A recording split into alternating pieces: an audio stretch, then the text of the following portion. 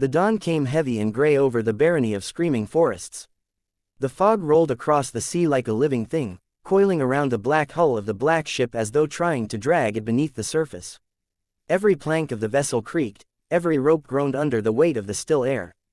The sea was so calm that it almost felt dead. Not a single wave touched the shore, and yet, from deep within the distant treeline, the echo of screams rose, long, mournful, and distinctly human. Captain Merrick stood at the bow, his gloved hand gripping the cold iron rail. His eyes were fixed on the faint outline of the forest across the water. The Screaming Forests had earned their name centuries ago, when entire villages vanished overnight, leaving behind nothing but torn banners and the sound of crying carried on the wind. No one had ever mapped that place, and yet Merrick's orders had brought him here, to find something buried within it. The crew moved quietly, avoiding the captain's gaze. Sailors who had faced storms, sea monsters, and mutiny now muttered prayers under their breath. The night before, one of them, a young deckhand named Farron, had claimed to hear knocking beneath the hull. 3 slow, deliberate knocks, as if something, or someone, was trying to come aboard from below. Merrick had dismissed it as superstition, but even he could not ignore the oppressive weight that hung in the air this morning. As the first pale light crept across the sky, Merrick raised his spyglass. The fog shifted just enough for him to see what lay ahead, a crumbling watchtower on the edge of the forest, half swallowed by vines and shadow. Its stones were blackened by time, and on the very top hung a rusted bell, motionless but heavy with presence. No bird circled it, and no wind dared move the moss-covered flag still clinging to its pole. Yet, as Merrick watched, a faint sound came drifting from the tower, the hollow toll of the bell. 1 ring. The sound echoed over the still waters, deep and slow, as though struck by invisible hands. Merrick lowered the spyglass and glanced at his first mate, Ulrich. The man's face had gone pale. "Did you hear that?" Merrick asked quietly. Ulrich nodded. "Aye, Captain, but there's no wind, and no movement in that tower." "It shouldn't ring." The rest of the crew had heard it too. They stood frozen at their stations, staring toward the shore. The fog thinned for a heartbeat, revealing something that looked like motion near the water's edge, shadows flitting between the trees. Merrick couldn't tell if they were people or something else entirely. "Anchor here," he ordered finally, his voice slicing through the silence. The crew obeyed, though every movement was hesitant. The heavy iron anchor plunged into the black water with a splash that sounded far too loud. Ripples spread across the surface, breaking the eerie calm. Then, from the corner of his eye, Merrick saw something fall from the sky, slowly, gracefully, landing near his boots. It was a feather, not white, not gray, but pitch black and shining with a strange, oily sheen. It pulsed faintly in the morning light, like the wing of some impossible creature. Merrick bent down to pick it up, but as his fingers brushed it, warmth spread across his glove. He pulled his hand back and stared. His glove was stained red. The feather was slick with blood. A murmur rippled through the deck. Old Kor, the navigator, crossed himself and muttered, "The forest knows we're here." Merrick turned sharply. That's enough. But even he could feel it now, the sense of being watched. The mist was no longer just fog, it felt alive, curling around the masts like fingers, creeping up the hull, whispering faintly in the air. The whispers weren't words, not quite, but they carried intent, hunger, warning, and something that felt almost invitation. Ulrich approached, lowering his voice. "Captain, permission to move the ship back to open water until the sun's fully up." Merrick hesitated. Every instinct screamed yes, but orders were orders, and the Barony's Duke himself had commanded this voyage. They were to retrieve a chest buried within the Screaming Forests, an artifact that had belonged to the lost House Velmore centuries ago. Merrick didn't believe in curses or haunted lands. Not until now. "Negative," he said finally. "We hold position." The crew exchanged uneasy looks but obeyed. The wind refused to rise, the sails hung limp, and the bell from the watchtower tolled again, twice this time, each note vibrating through the hull like a heartbeat. Merrick turned toward the forest once more. The trees seemed to move with the mist, their shapes twisting unnaturally, branches bending toward the sea as though reaching for the ship. And then he saw it, a figure standing at the edge of the water. It was tall and thin, draped in black, its face hidden beneath a hood. The fog swirled around it, and though it stood motionless, Merrick could swear its head tilted slightly, as if acknowledging him. The captain's throat went dry. He blinked, and the figure was gone. The sailors began whispering again, voices tight with fear. One claimed he'd seen the same hooded shape walking on the water moments before. Another swore the sea beneath the ship was turning darker, like ink spreading through clear water. Merrick didn't respond, he just stared into the fog, trying to steady his breathing. For the first time in years, the captain of the Black Ship felt fear, not the kind that came from storms or war, but the primal, silent kind that came from knowing something was deeply wrong with the world around him. Behind him, the feather on the deck quivered once, then began to dissolve into the wood, leaving a dark stain shaped like an eye. The bell tolled once more, and this time, it didn't stop. It kept ringing, slow and heavy, as though calling something from deep within the forest to come forth. And as the last echo faded into the mist, Merrick realized the screaming had started again, but not from the woods. This time, it was coming from beneath the ship. By midday, the Black Ship had grown eerily silent. The sun, if it still existed, was nothing but a pale white blur behind layers of fog that never lifted. The crew went about their duties half-heartedly, their movements slow, distracted. No one spoke above a whisper anymore. The sea, once black and still, had turned viscous, like tar, sucking faintly at the hull as though unwilling to let the ship go. Even the gulls that had followed them since their last port had vanished. Captain Merrick stood at the quarterdeck, staring into the endless gray, his mind a restless storm. He hadn't slept since dawn. The feather that had landed on deck, blood-soaked and pulsing, had been thrown overboard, but its stain remained on the planks, shaped like an open eye. The carpenter had tried to scrub it off 3 times, but each time, the mark returned darker than before. Some said it wasn't paint or blood at all, but something alive that wanted to stay. At the wheel, Ulrich's hands trembled. "Compass has gone mad again, Captain," he said, voice tight. The brass needle spun in violent circles, clattering against the glass. "East, west, it's all the same here." Merrick took a slow breath. He felt the same disorientation. Every direction looked identical, swallowed by the same swirling mist. The forest's outline seemed closer now, though they hadn't moved. It loomed beyond the water, dark and endless, its twisted canopy whispering in a language that no wind carried. "Maybe it's the iron from the cliffs," Merrick muttered. Though he didn't believe it. From below deck came a faint knocking. 3 slow taps, then silence. The same sound that young Farron had described the night before. This time, every man heard it. Kor, the navigator, froze mid-step, his face turning gray. "Don't answer it," he whispered hoarsely. "Whatever knocks in these waters, Captain, it doesn't wait for an invitation." But Merrick had no patience for ghost tales. "Enough of that," he snapped. "Jonas, Reed, you two, take the dinghy. Go ashore. Find out what's inside that tower." The 2 sailors exchanged nervous glances. Jonas, the older one with scars across his jaw, swallowed hard but nodded. Reed, younger and eager to prove himself, forced a grin that didn't reach his eyes. "Aye, Captain, we'll be back before sundown."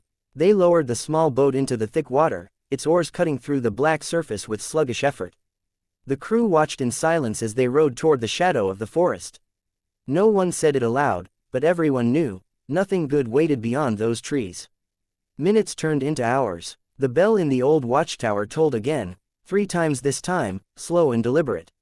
The sound rippled across the water, deep enough to make the ship's hull hum. Kor's head jerked up. "That's not the wind," he said. "Something's pulling that rope." The forest glowed faintly red for a moment, like embers flickering between the trees, then went dark again. Merrick's jaw clenched. "Signal them," he ordered. The men lit a torch and waved it in the fog, shouting for Jonas and Reed. Their voices came back distorted, bouncing strangely through the mist, like echoes from a cavern. No response. Then, suddenly, a scream. It came from deep within the forest. High, desperate, unmistakably human. "Jonas." The sound ripped through the silence, raw with terror, then cut off abruptly. Birds, or what sounded like birds, exploded from the trees in a black cloud, circling the tower before vanishing into the mist. "Gods have mercy," muttered one of the sailors. Moments later, movement at the treeline caught Merrick's eye. Something was coming out of the forest.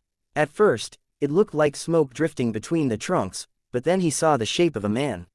Reed. He stumbled toward the water's edge, barefoot, his clothes torn. His torch was gone. As he neared the shore, the fog thickened around him, and the sea began to ripple violently beneath the Black Ship. "Lower a rope," Merrick shouted. "Get him aboard." They threw the rope ladder down. Reed climbed slowly, his body shaking.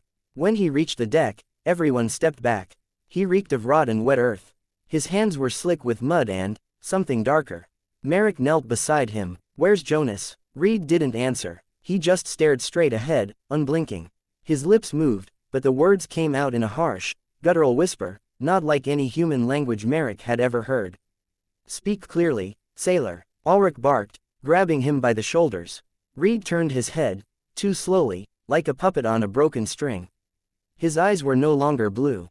They were black, completely and perfectly black, reflecting no light at all. His mouth opened wider, trembling, and the same strange language spilled out again, faster this time, each syllable stabbing through the air like nails. Old Kor crossed himself, backing away. "That's forest tongue," he whispered. "They say the trees speak it to those they take." Suddenly, Reed lurched forward and vomited a thick, black fluid that hissed when it touched the deck, burning tiny holes in the wood. The crew screamed and stumbled back. Merrick drew his sword, his pulse pounding.